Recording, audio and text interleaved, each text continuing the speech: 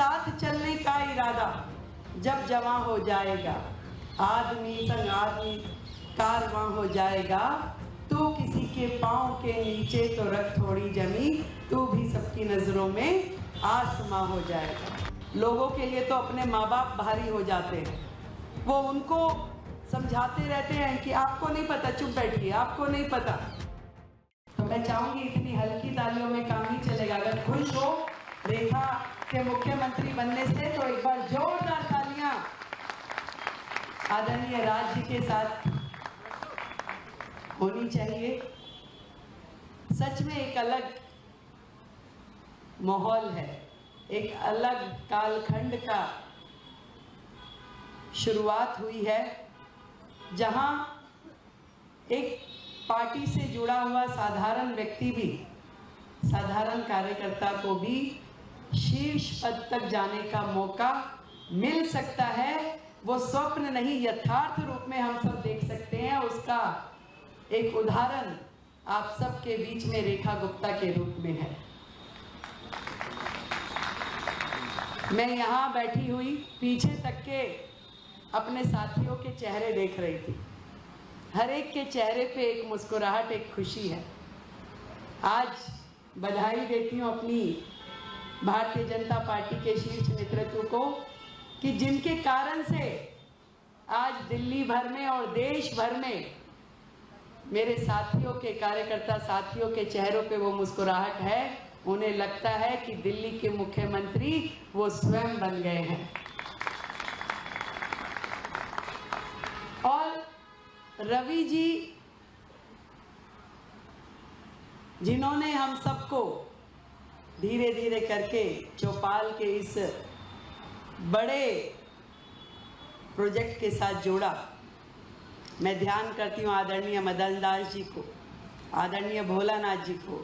केदारनाथ जी और मदन दास जी के साथ काम करने का मुझे मौका नहीं मिला, पर भोलानाथ जी और रवि जी लगातार, हाँ भाई रेखा अगला प्रोग्राम कब है, तो 2-3 प्रोग्राम मेरे यहाँ हुए, पर वो एक्सरे स्कैनर पे जैसे अगली बार फिर जैसे अभी तालियां बजवा दी ना सबकी कि खत्री जी ये करेंगे, प्रमोद जी ये करेंगे, भाटिया जी ये करेंगे, तो ऐसे वो खोजते रहते थे कि अगला कार्यक्रम कब और कैसे होने वाला है, तो एक कार्यक्रम के तुरंत बाद अगला हो, इसकी चिंता उन्हें रहती थी।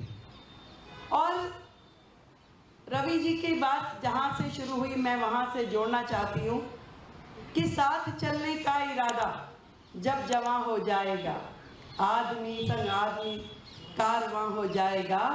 तू किसी के पाँव के नीचे तो रख थोड़ी जमी, तू भी सबकी नजरों में आसमां हो जाएगा। तो ऐसे 45,000 बहनों को सुंदर व्यवस्था देके उनके जीवन में बदलाव कर कर यहाँ आसमां बन करके बैठी हुई ये टीम, आदरणीय किशोरी लाल जी, आदरणीय जैन साहब, आदरणीय हमारी किरण चोपड़ा दीदी और चौपाल की टीम से जुड़ा हुआ हर एक व्यक्ति, जिन्होंने 45,000 बहनों को लोन के रूप में मौका नहीं दिया, उनके जीवन में एक ऐसा बदलाव कर दिया कि उनको किसी साहूकार के चक्कर काटने की जरूरत नहीं है, मोटा मोटा ब्याज देने की जरूरत नहीं है। उस राशि से उसने अपने जीवन में अपने लिए वो साधन खड़े किए जिससे वो अपने बच्चों को अच्छे से भोजन दे सके। और ये मौका देने के लिए चौपाल ने जब जब जहाँ जहाँ कार्यक्रम किए, हर एक के दिल में बसते चले गए। और शायद इस महायज्ञ में हमारा हाथ जो लगा उसका फल हम सबको आज मिल रहा है कि इतनी बड़ी टीम आज दिल्ली का प्रतिनिधित्व करने के लिए आगे आई है। पर मैं हमेशा एक बात कहती हूँ, ये देश इतना बड़ा है, इतनी बड़ी संख्या का ये देश, यदि इसे आगे बढ़ाना है तो केवल मात्र कोई नेता, केवल मात्र सरकारें इसको आगे बढ़ाने के लिए, प्रगति करवाने के लिए काफ़ी नहीं है। अनेक प्रकार की विपरीत परिस्थितियां हमारे देश में हैं। ऐसा देश जहाँ कहते हैं ना कि हर कोस पे वाणी बदल जाती है, हर कोस पे उनका समाज का परिवेश बदल जाता है। तो ऐसे देश में यदि प्रगति की राह पे चलना है तो 140 करोड़ लोगों को अपने लिए एक एक काम चुनना होगा। वो काम जो राजीव जी की संस्था है ना, एक काम देश के नाम, तो वो एक काम देश के नाम करते हुए यदि हम सब लोग एक एक विषय उठा लें, एक एक प्रोजेक्ट ले लें, तो इस देश में लाखों प्रोजेक्ट खड़े हो जाएंगे और उन लाखों प्रोजेक्ट के माध्यम से करोड़ों लोगों की जिंदगी में बदलाव कर पाने की क्षमता हमारे अंदर होगी। तो इस चौपाल जैसे भव्य प्रोजेक्ट को मैं बहुत बहुत साधुवाद देती हूँ कि आपके माध्यम से जिस तरीके से पूरे देश में एक बड़ा संदेश गया है, ऐसा ही काम हम सबको करना चाहिए और खुद ना कर सकें तो कम से कम चौपाल से जुड़े रहना चाहिए। क्यों प्रवीण भाई, निकेश जी, हमारी तीन ऐसी बहनें जो समाज में अलग अलग सुंदर सुंदर काम कर रही हैं। किरण दीदी को तो सब जानते ही हैं, अपने आप में एक उदाहरण है, एक शख्सियत है जिन्होंने बुजुर्ग लोगों के लिए वो प्रोजेक्ट शुरू कर दिया जो किसी की सोच में नहीं था। लोगों के लिए तो अपने माँ बाप भारी हो जाते हैं, वो उनको समझाते रहते हैं कि आपको नहीं पता, चुप बैठिए, आपको नहीं पता। परंतु किरण दीदी ने हजारों बुजुर्गों की बेटी बन के जो काम किया, मैं चाहूँगी कि एक बार जोरदार तालियां किरण जी के लिए। और मेरी दोनों बहुत ही प्रिय बहनें कमलजीत जी और बांसुरी जी इतना सुंदर काम कर रही हैं समाज में, हर जगह उपस्थित रह करके मुस्कुराते हुए। जो संगठन ने उनके जिम्मे काम लगाया, जब लगाया, कहीं से भी किंचित मात्र ये एहसास नहीं होता कि भाई सांसद है, थोड़ा दूरी बना के रखिए।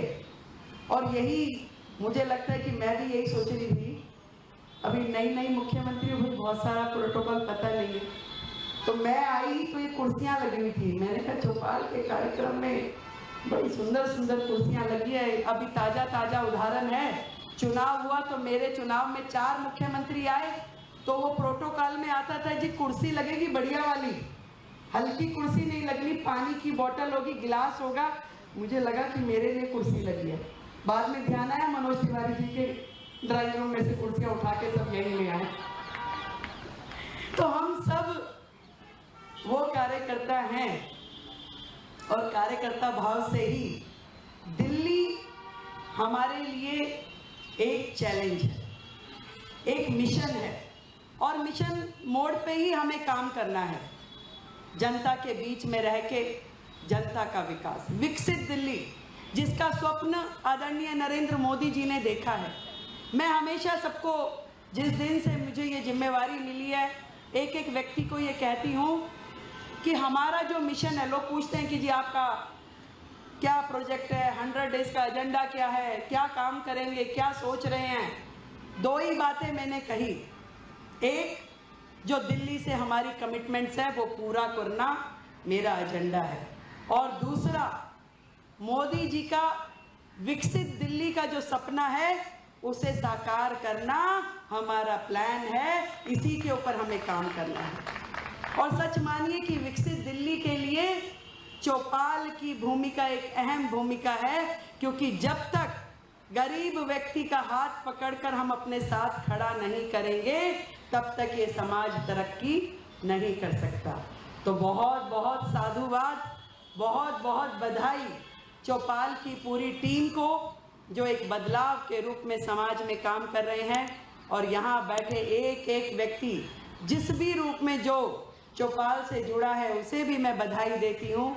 ईश्वर करे आपके माध्यम से लोगों की ज़िंदगी में ये सुंदर बदलाव होता जाए और हमारा देश प्रगति की राह पे इसी तरीके से बढ़ता रहे। जय हिंद।